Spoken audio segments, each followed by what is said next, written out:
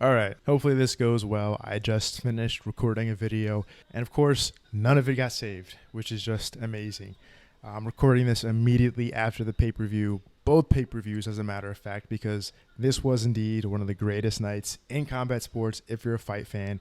UFC 291, the BMF belt on the line between Dustin Poirier and Justin Gaethje, happening at roughly the same time as Errol Spence versus Terrence Crawford. So first, taking a look at this UFC card, there's a couple fights that we sadly did not get to see. Stephen Wonderboy Thompson versus Michel Pereira. Paulo Costa versus Iskram Alaskarov. Those two fights I think would have been amazing and might have pushed this card to the top of the list of one of my favorite cards of all time. I think this card is definitely in contention for card of the year. The main card started off with Kevin Holland versus Michael Chiesa, a fight that was probably going to determine the future of Michael Chiesa's career. The guy already has spent a lot of time working in the booth, working more so on the production side, which he's really good at.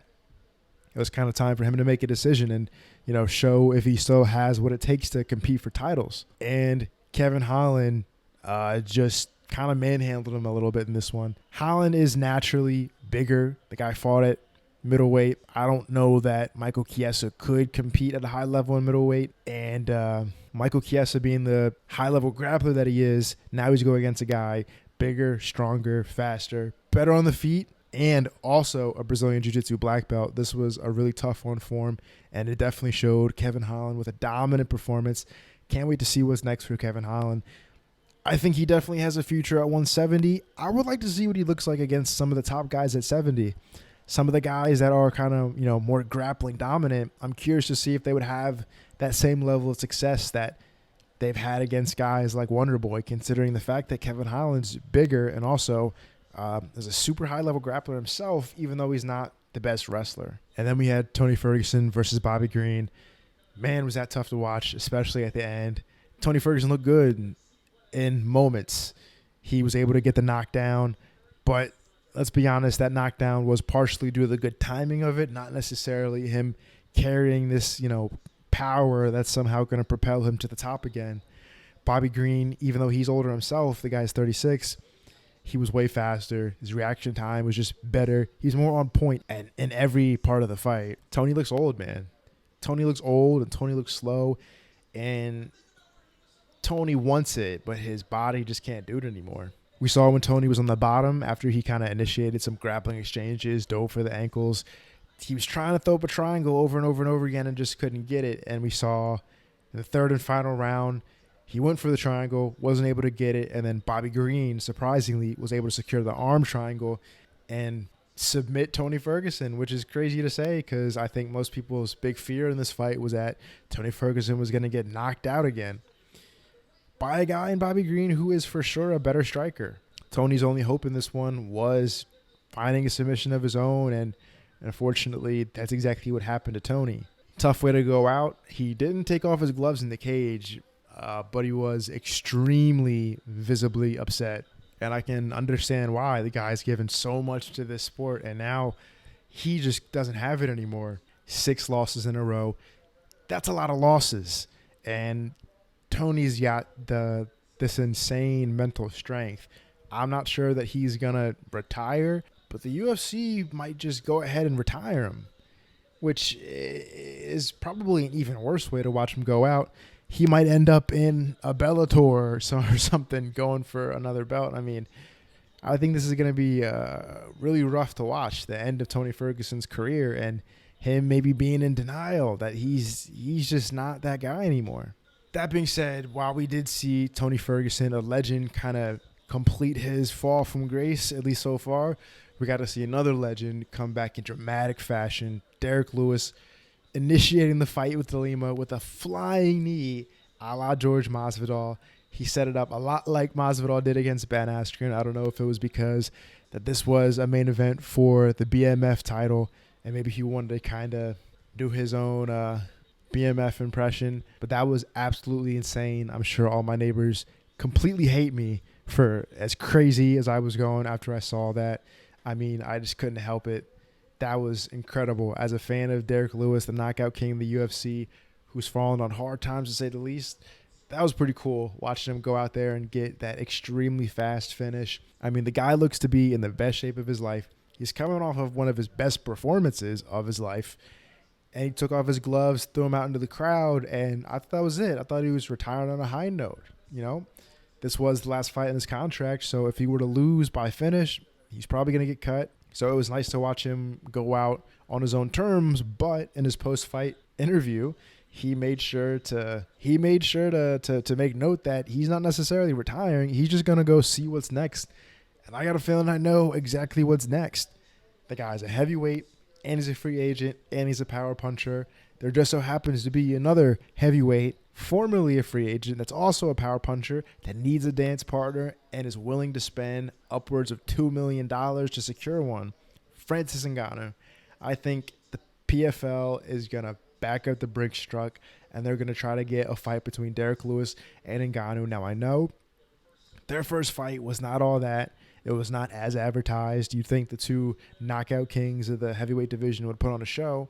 But now that we see the kind of shape that Derek Lewis is in, and we see the kind of killer intent that he came out there with, I think that you could sell that fight. And if you're PFL, you don't have anything to lose. The co-main event of the evening, Jan Blachowicz versus Alex Pereira. The two guys that have gotten their hands raised against Israel Adesanya in the UFC, going up against each other. Alex Pereira making his debut at light heavyweight, guy who was previously a light heavyweight champion in kickboxing. There were a lot of question marks in this fight. I personally didn't know who was going to win. I thought with Jan being 40, there's a good chance that Pereira was going to be able to land that left hook, get the knockout victory in dramatic fashion. Or, just as easily, Jan Blachowicz could implement pretty much the same game plan that he used against Israel Adesanya and just wrestle. Just get him to the ground and probably submit him. But he wasn't able to do that. He came close in the first round. He got him down, secured his back, got the hooks in, wasn't able to secure the choke. And then after that, I think the elevation started to get to him. And on top of the fact that he's 40, he just slowed down dramatically after the first round. And I do think, it was a close fight. There's a really good argument for Jan winning, to be honest.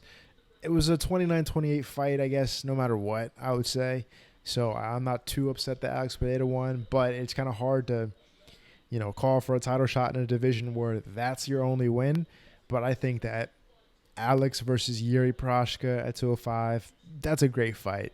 I think that's exactly what they should do next. And then the winner probably fights Adesanya. And then, of course, the main event for the BMF title, the second time it's ever been on the line, Justin Gaethje versus Dustin Poirier, Battle of the Austins. This was a fight that I've been looking forward to for a long time. Since their first fight, it's always kind of been a question of when they're going to fight again, considering the fact that they've had basically the exact same career trajectory. I had a feeling going into this one, Justin Gaethje was going to get his hand raised, not because I thought that there was anything Justin did that was just too good for Poirier to deal with, but I thought that a matchup between them was always going to be a 50-50 fight. Since it already happened and Poirier got the victory, I just figured this time there's a good chance Justin's going to win. It's just that kind of matchup. On any given night, either one could win. I think down the road, assuming neither one of these guys retires, which I thought was going to be a question. I thought that whoever lost, there's a good chance they were going to hang up the gloves. But now that we've seen the fight, it looks like Dustin Poirier, despite being knocked out, has no immediate plans to retire. There could be a trilogy down the line. You really never know. I saw Justin Gaethje going for the head kick early in this fight, which was really weird to see because he's Justin Gaethje, right? You don't see him going for head kicks. It's usually just boxing. It's hard leg kicks and hard, wild swinging fast hooks. Like that's the meat of what you get with Justin Gaethje. But he started throwing head kicks, and I guess he found one. He timed it well. The crazy thing is he threw it almost identically to how Leon Edwards threw his leg kick at Kamaru Usman in the same building. Insane. I mean, it's just literally a mirror. It's absolutely incredible. It's kind of hard to argue for a title shot for the winner here, considering the fact that they've already gotten a couple title shots and lost both of them. You got to think that there's a good argument for Justin Gaethje fighting the winner of Charles and Islam, but there's also a good argument for Volkanovski fighting the winner of Charles and Islam. So we'll see what happens. I mean, I wouldn't hate a Alex Volkanovski versus Justin Gaethje for the interim, if for whatever reason, the timelines of these fights don't match up. But I think there's a good chance he's going to fight for the title. The thing that makes the most sense for Poirier is probably a fight against Beneil Dariush. But I know Poirier said before that that's not a fight that really does anything for him. He doesn't really fancy that fight. I mean, I get it in a sense. Beneil Dariush is not necessarily a huge name, so that's you're not going to fight for a BMF belt, right, against Beneil Dariush. He's not a champion, so you're not going to fight him for the undisputed belt. A fight against him is not a main event, I would assume, right? So I kind of see where he's coming from. I think Poirier might be looking more towards fun fights, maybe a rematch against Max Holloway at some point down the line. You really never know, but overall, this was an amazing card for sure. The next card's really good, but I think that this card will be on a lot of fight fans' mind for a while. As always, like the video. If you like the video, please subscribe. Channel's kind of struggling here. We could really use it. And thanks for watching.